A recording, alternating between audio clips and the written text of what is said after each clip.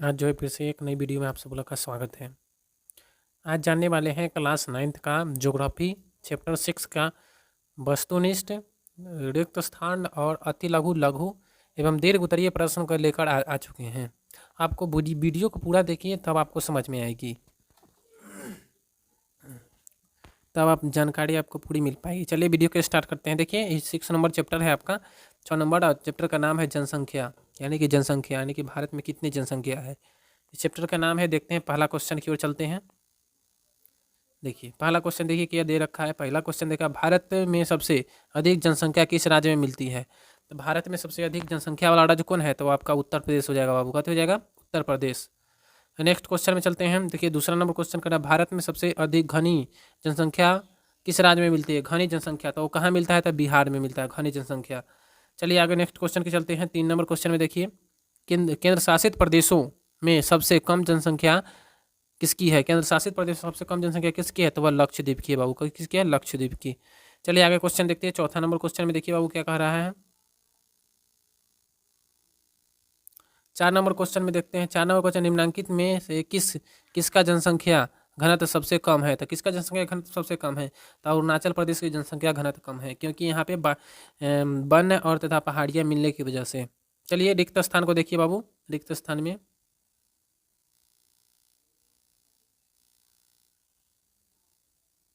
1 number question है, भारत की जनसंख्या लगभग डैश डैश करोड़ है। 2011 के अनुसार कितना है, तो बाबू कितना हो जाएगा, 121 करोड़। चलिए नेक्स्ट क्वेश्चन की ओर चलते हैं। भारत में जनसंख्या घनत्व डैश डैश प्रति वर्ग किलोमीटर है, तो कितना है बाबू, तो वह 382 है। कितना है बाबू, तो 382 है। दूसरा का आंसर आपका हो जाएगा। तीसरा में कहते हैं, भारत की 2/3 जनसंख्या डैश डैश मैदान में मिलती है। कहाँ पे मिलती है, तो मध्यवर्ती मैदान में मिलती है। कौन सी बाबू, तो मध्यवर्ती मैदान में मिलती है। चौथा देखिए, भारत की सर्वाधिक नगरीय जनसंख्या डैश डैश राज्य में मिलती है। सर्वाधिक नगरीय जनसंख्या कहाँ है, तो बाबू महाराष्ट्र में है। कहाँ बाबू, महाराष्ट्र में मिलता है। चलिए 5वां नंबर देखिए, भारत में नर नारी की साक्षरता डैश डैश प्रतिशत है। नर और नारी की साक्षरता कितनी है, तो 82.14% पुरुष का है और 65.46% महिला का है।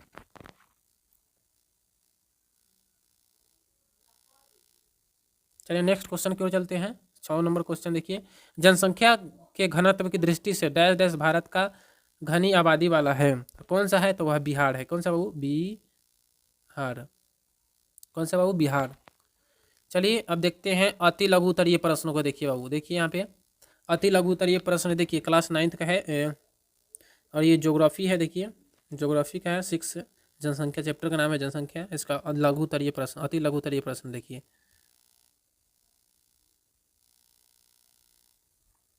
एक नंबर देखिए, बिहार की जनसंख्या घनत्व प्रति वर्ग किलोमीटर बताएं, तो कितना है, तो 881 प्रति वर्ग किलोमीटर में है। जनसंख्या वृद्धि का एक कारण बताइए, तो क्या है, अशिक्षा और बेरोजगारी। चलिए अगला क्वेश्चन, तीसरा न, किस राज्य की जनसंख्या सबसे कम है, तो वह सिक्किम की जनसंख्या सबसे कम है। चलिए अब देखिए लघु उत्तरीय प्रश्न को देखते हैं। लघु उत्तरीय प्रश्न में पहला क्वेश्चन देखेंगे।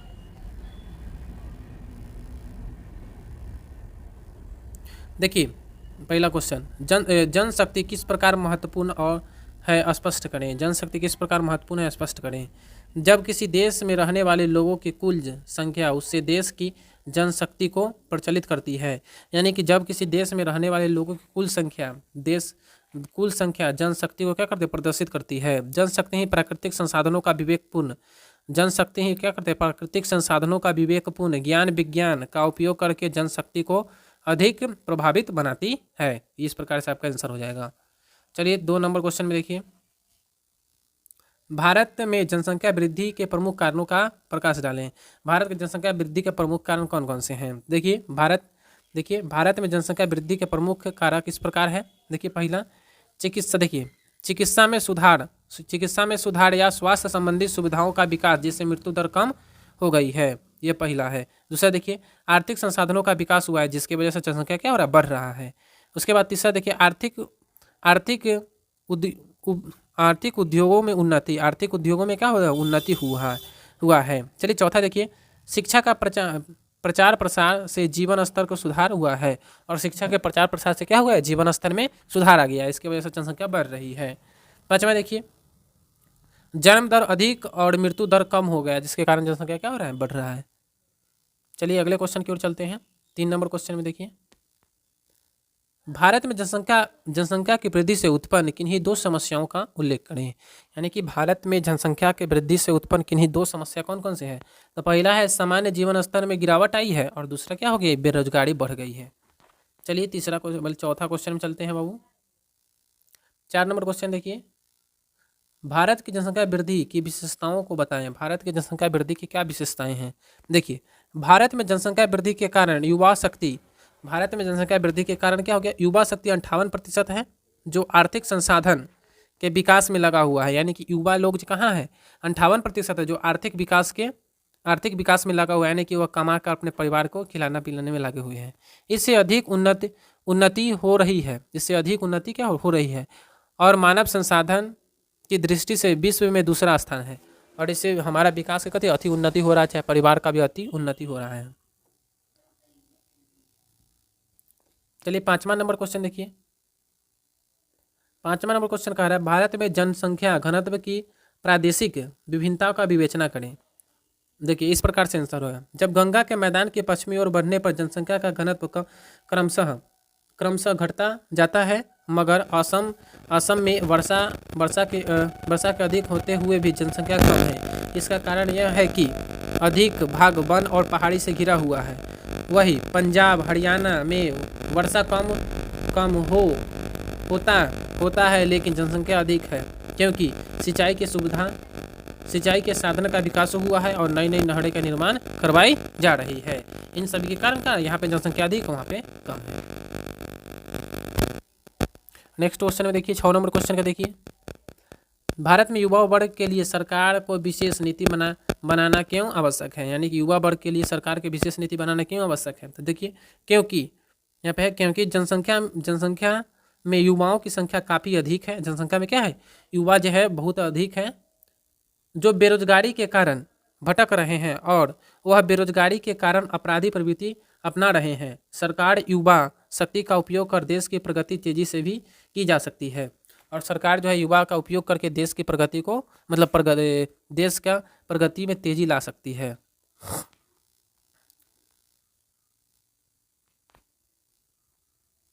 चलिए देखिए, जनगणना का है तो आप इस प्रकार से लिख पाइएगा। देखिए, जनगणना वह प्रक्रिया है जिससे एक निश्चित समय में देश की जनसंख्या से संबंधित सूचनाओं का संकलन और प्रकाशित होता है। जनसंख्या कार्य सरकार करती है, या भारत में 10 वर्षों के अंतराल पर एक बार होता है।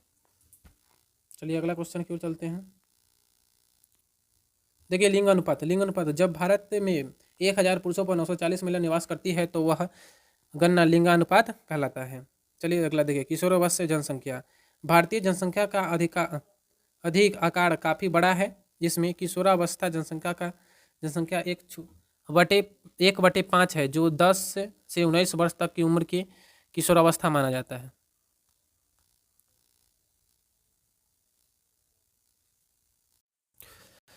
देखिए 8 नंबर क्वेश्चन में देखिए ये सब आप लिख लीजिएगा। 8 नंबर क्वेश्चन देखिए, स्वास्थ्य जनसंख्या किस तरह लाभकारी है, स्पष्ट करें। देखिए आंसर है, स्वास्थ्य जनसंख्या होने पर सरकार के खर्च जनता के स्वास्थ्य संबंधी क्रियाओं के लाभ पर धन का खर्च कम होगा। यानी कि जब पूरी जनसंख्या स्वस्थ रहेगी तो सरकार द्वारा जितना जो फंड दी जाती है स्वास्थ्य के लिए, वो सब क्या हो जाएगा, कम जाएगा। बचे धन से देश का आर्थिक विकास में मदद मिलेगी, और वो जो धन बचेगा उससे क्या होगा, देश के आर्थिक विकास में मदद मिलेगी। चलिए देखिए 9 नंबर क्वेश्चन में देखिए, व्यावसायिक संरचना और विकास के बीच क्या संबंध है। देखिए, अर्थतंत्र के विकास और व्यावसायिक गठन में गहरा संबंध है। द्वितीय और तृतीय कार्यशीलपनों में लगी जनसंख्या की आय अधिक हुआ करती है, अतः जीवन स्तर उच्च होता है। वही कृषि या अन्य प्राथमिक क्रियाकलापों पर आश्रित जनसंख्या का जीवन स्तर उच्च नहीं हो पाता है। भारत के 2/3 लोग कृषि पर आधारित है, वही 13% लोग उद्योग में लगे हुए हैं, और 20% सेवा के क्षेत्र में लगे हुए हैं। चलिए नेक्स्ट क्वेश्चन देखिए, 10 नंबर, 2001 जनगणना के अनुसार साक्षर व्यक्ति कौन है। 2001 जनगणना के अनुसार उन व्यक्ति को साक्षर माना जाता है जिनकी उम्र 7 से अधिक है, तथा तथा जो किसी भी भाषा को समझकर लिख या पढ़ सकता है उसे साक्षर मानते हैं। 2011 जनगणना के अनुसार 100 पुरुषों में 82 साक्षर हैं और 100 स्त्रियों में से 65 साक्षर हैं। चलिए, मेरा चैनल का नाम है द वैशाली बुक, इसको सब्सक्राइब कर सकते हैं आप, और वीडियो अच्छा लगे तो लाइक करें और शेयर भी करें। फिर मिलते हैं नेक्स्ट में। जय हिंद, जय भारत।